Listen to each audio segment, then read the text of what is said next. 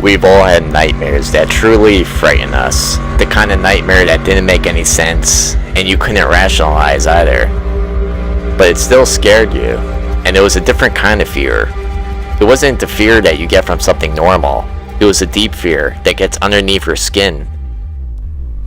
This kind of fear is exactly what the writer Junji Ito is able to achieve. His horror is so effective because you cannot rationalize it.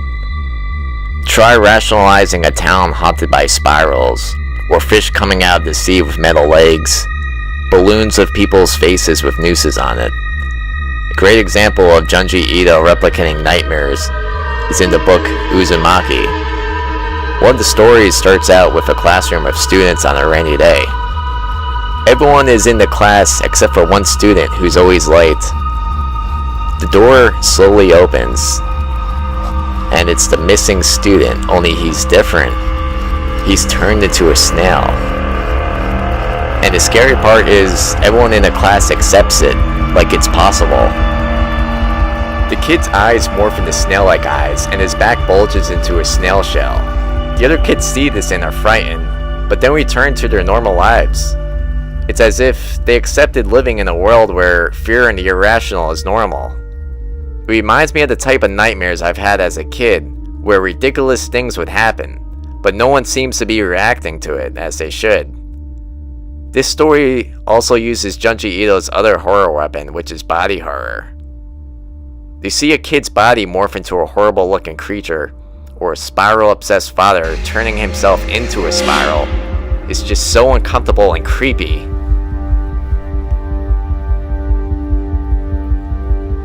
Junji Ito could basically make us afraid of anything in his stories, even everyday objects such as a chair. Later though, you'll find out that something might be living in that chair.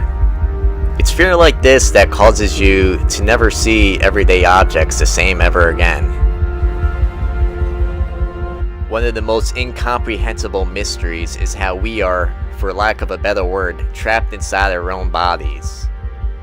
And for this body we are trapped in to morph into something unnatural and grotesque leads to a feeling of discomfort and fascination.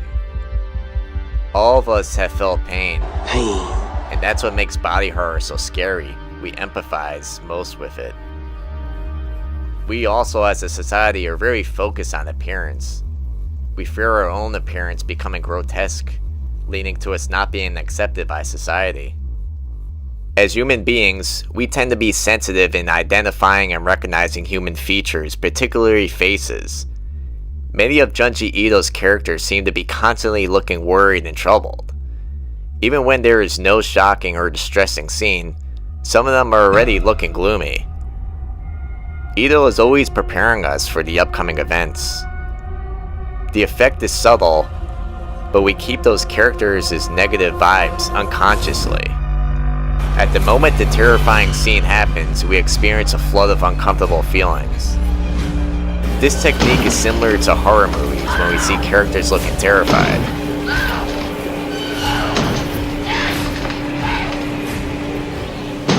He loves to create faces that depict uneasiness, weakened states, mental disturbances, or being possessed. For example, when the characters are feeling fearful, Ito will shade the eye socket area. But when someone is feeling angry, he darkens the area around the root of the nose, and sunken area between the nose and eyes. Junji Ito creates scary looking faces by adding an unconventional amount of detail, and it can only be achieved by a talented artist. One of the stories has a scary looking old woman that looks through the window at night asking a boy to come over to play with her. We see the woman's face and it immediately scares us, but if that level of detail were missing, it wouldn't nearly be as scary. There's also a lot of character obsession with the strange. This creates the fear that you may lose control of your body and do something truly horrifying. An example is in the story Amagara Fault. In the story, the earthquake causes a mountain to become visible, which happens to have silhouettes carved into the mountain of people. Soon some of the townsfolk notice that the silhouettes match them perfectly, and become so obsessed that they actually climb into the silhouettes, not even knowing where it may go.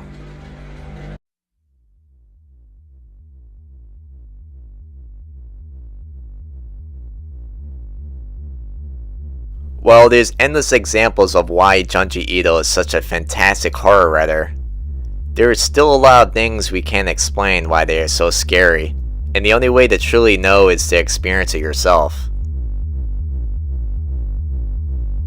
Far too often, horror gets ruined when the writer over-explains it.